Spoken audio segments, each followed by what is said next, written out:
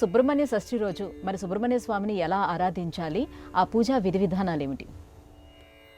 సుబ్రహ్మణ్య షష్ఠికి సంబంధించినంతవరకు శివకుమారుడైనటువంటి సుబ్రహ్మణ్య స్వామిని విశేషమైనటువంటి అర్చన కైంకర్యాలతో షోడశ ఉపచారాలతో పూజించాలన్నారు. సుబ్రహ్మణ్య స్వామి ప్రతిమని స్థాపన చేసి ప్రతిమని కానీ లేదా కనీసం మన ఇంట్లో పూజామందిరంలో ఉండేటువంటి గోడకి పసుపుతో అలికి గంధంతో అలంకరించి ఆ తర్వాత దూదితో తయారు చేసినటువంటి వస్త్రాన్ని అలంకరించి పడగ గుర్తు వేయాలి. మన నాగుల చవితికి ఎట్లా అయితే వేస్తామో పడగ గుర్తును వేసి అక్కడ కలశ స్థాపన చేసి కలశంలో సుబ్రహ్మణ్య స్వామికి సంబంధించిన మూలమంత్రంతో ప్రాణప్రతిష్ఠ చేసి ఆ సుబ్రహ్మణ్య స్వామి ఆరాధన ప్రారంభించాలి. సుబ్రహ్మణ్య స్వామికి సంబంధించినటువంటి అనేక స్తోత్రాలు సహస్రనామాలు ఆ రోజు విశేషంగా చదువుకోవాలి. శంకర భగవత్పాదులు వారు రచించినటువంటి సుబ్రహ్మణ్య భుజంగ స్తోత్రం చాలా విశేషమైనది. ఈ సుబ్రహ్మణ్య భుజంగ స్తోత్రాన్ని పారాయణ చేసి పరమాత్మకి చలివిడి తర్వాత సీతాఫలము మనం ఏ విధంగా నాగుల చవితికి అయితే చిమ్మిరి మొదలైనటువంటి నైవేద్యం పెడతామో అటువంటి నైవేద్యాలు పెట్టి ఆ రోజు బ్రహ్మచారికి సంబంధించినటువంటి సంకల్పం చేయాలి. ఒక బ్రహ్మచారికి నేను ఈరోజు నాకు ఫలం రావడానికి సుబ్రహ్మణ్య స్వామి ప్రతినిధిగా బ్రహ్మచారి పూజ చేస్తానని చెప్పుకొని ఆ రోజంతా కూడా ఉపవాసం చేయాలండి.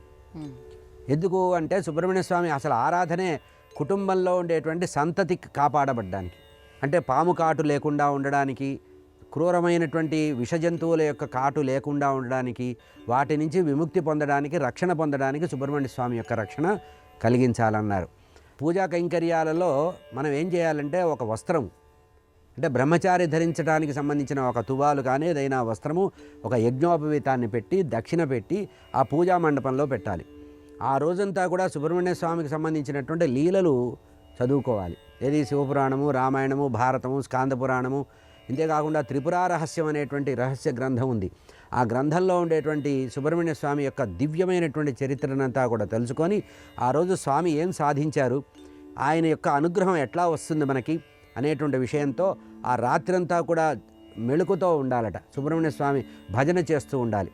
శరవణ భవ అనేటువంటి నామాన్ని చేస్తూ స్తోత్రాలు చేస్తూ ఉదయం ఏ అర్చన అయితే చేశారో మళ్ళీ సంధ్యా సమయంలో మళ్ళీ స్నానం చేసి ఆ సంధ్యా సమయంలో కూడా అర్చన చేసి ఆ మర్నాడు మళ్ళీ మనం దేవుడికి సంబంధించిన షోడశ ఉపచారాలు చేసి మహానివేదన పెట్టి ఒక బ్రహ్మచారిని బ్రహ్మచారి అంటే 20-30 ఏళ్లవాడు కాకుండా నూతనంగా ఉపనయనమయ్యి సంధ్యావందనం చేస్తూ గాయత్రి ఉపాసన చేస్తున్నటువంటి పిల్లవాడిని సుబ్రహ్మణ్య స్వామి ప్రతినిధిగా భావన చేస్తూ సుబ్రహ్మణ్య స్వామి ప్రతిరూపకంగా ఈ వటువు అంటే బ్రహ్మచారికి నిన్న మనం పూజలో పెట్టుకున్నటువంటి వస్త్రాన్ని యజ్ఞోపవీతాన్ని కూడా సమర్పించి అతనికి పాద ప్రక్షాళన చేసి అతనికి గంధ పుష్పాలు సమర్పించి అతనికి కడుపు నిండా భోజనం పెట్టి తాంబూలం ఇవ్వాలి.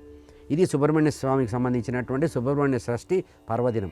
అయితే సంప్రదాయంలో ఒక తమాషా ఏముందంటే కార్తీక మాసంలో స్త్రీలు ఏదైనా ఇబ్బంది వచ్చి ఆ నాగుల చవితిని చేయలేకపోతే సంవత్సరం దాటి మళ్ళీ సుబ్రహ్మణ్య స్వామి ఆరాధన మిగిలిపోతుందని చెప్పి ఆ నాగుల చవితి రోజు చేయలేనటువంటి ఆరాధనని సుబ్రహ్మణ్య షష్ఠి రోజున విశేషంగా ఆరాధించటం. ఈ నాగుల చవితిలో ఎట్లా చేస్తామో అట్లాగే పుట్టలో పాలు పోసి పుట్టకి అలంకరించి ఆ పుట్ట దగ్గర దీపం వెలిగించి వచ్చి ఇంట్లో ఉండేటువంటి ఆ పుట్టమన్ను తెచ్చి ఇంట్లో కూడా పూజ చేయడం అనేది సుబ్రహ్మణ్య స్వామి యొక్క షష్ఠి సంబంధించిన విషయం. ఇంకోటి ఏంటంటే ఈ సుబ్రహ్మణ్య స్వామి ఆరాధన చేసేటప్పుడు కుటుంబం క్షేమంగా ఉండాలి, అంతేకాకుండా మాకు బ్రహ్మ విద్య అలవాడాలి అని కోరాలట. అంటే ఎవరికైతే వైరాగ్యం బాగా రావాలనుకుంటారో, ఎవరికైతే జ్ఞానము బాగా రావాలనుకుంటారో, ఎవరికి ధారణాశక్తి బాగా రావాలనుకుంటారో వారు సుబ్రహ్మణ్య స్వామి ఆరాధనలో ఇటువంటి సంకల్పాలు చేసుకోవాలి. ఇక బ్రహ్మచారులు గృహస్థులైన వాళ్ళు కూడా పురుషులు కూడా చేయవలసిన పరిస్థితి ఏమిటంటే వాళ్ళు సుబ్రహ్మణ్య స్వామిని జ్ఞానవృద్ధి కోసం ఉపాసన చేయాలి. అంటే ఏదైనా చదివితే అది తనలో ఉండిపోయి ఊహాశక్తి రావడానికి సుబ్రహ్మణ్య స్వామి బ్రహ్మణ్య దేవుడు అన్నారు. మీకు ఇంకొక పేరు ఏ దేవుడు కూడా ఈ పేరు కనపడదు. మామూలుగా సుబ్రహ్మణ్యం అని అనొచ్చు, కానీ బ్రహ్మణ్య దేవుడు ఎందుకన్నారంటే దీనికి కూడా ఒక కథ పూర్వకాలంలో చెప్పబడ్డారు.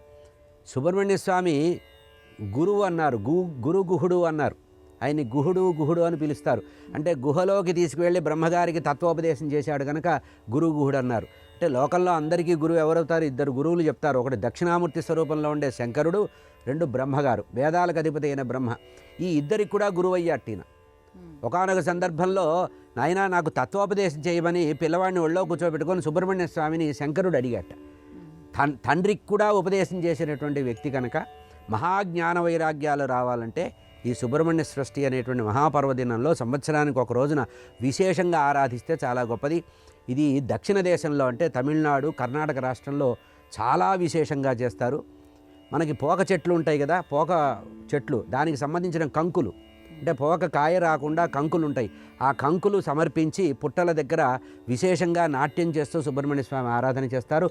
ఈ ఆరాధన విశేషంగా మీకు కనబడాలంటే గోకర్ణ ప్రాంతం కానీ ఉడిపి ప్రాంతంలో కానీ చూస్తే సుబ్రహ్మణ్య స్వామి ఆరాధన విశేషంగా కనబడుతుంది. మన తెలుగు రాష్ట్రంలోకి వచ్చేటప్పటికి మోపిదేవి మహాపర్వ క్షేత్రంలో పుట్టలో ఉండేటువంటి సుబ్రహ్మణ్య స్వామి ఆరాధన చేస్తారు. నాగరూపంలో ఉండే సుబ్రహ్మణ్య స్వామి, పార్వతీ పరమేశ్వర్ల ఒళ్ళో కూర్చునేటువంటి సుబ్రహ్మణ్య స్వామిని, ఆ తర్వాత విడిగా వేలాయుధం ధరించినటువంటి సుబ్రహ్మణ్య స్వామిని కానీ, వల్లిదేవాసేన సమేత సుబ్రహ్మణ్య స్వామిని కానీ ఆరాధించడం ముఖ్యం. ఇంకొక విశేషంలో పురాణం ఏం చెప్పారంటే, పూర్వకాలంలో మొట్టమొదటి సుబ్రహ్మణ్య స్వామి అవతరించడానికి కారణం ఎవరంటే మనకి సనక సనందనాథుల్లో ఉండేటువంటి సనత్కుమారుల వారుట. అంటే సుబ్రహ్మణ్య స్వామి పార్వతీ పరమేశ్వర్లకు కొడుగ్గా పుట్టాలని కోరుకున్నట్ట. కోరుకోవడం వల్ల ఆ బ్రహ్మ యొక్క మానసపుత్రుడైనటువంటి సనత్కుమారుల వారే సుబ్రహ్మణ్య స్వామిగా జన్మించారు కనుక పరిపూర్ణమైనటువంటి జ్ఞాన వైరాగ్యాన్ని ఇచ్చేటువంటి వ్యక్తి, నిత్య అవధూతగా ఉంటారు. నిత్యము బ్రహ్మచారిగా ఉండేటువంటి సదా బాలరూపం, అటువంటి బాలబ్రహ్మచారిగా ఉండేటువంటి సుబ్రహ్మణ్య స్వామి జీవులందరికీ కూడా పరిపూర్ణమైనటువంటి అనుగ్రహం ఇస్తారు అని కోరుకుంటూ ఈ సుబ్రహ్మణ్య స్వామి మహాపర్వదినాన్ని విశేషంగా చేసుకుందురు గాక.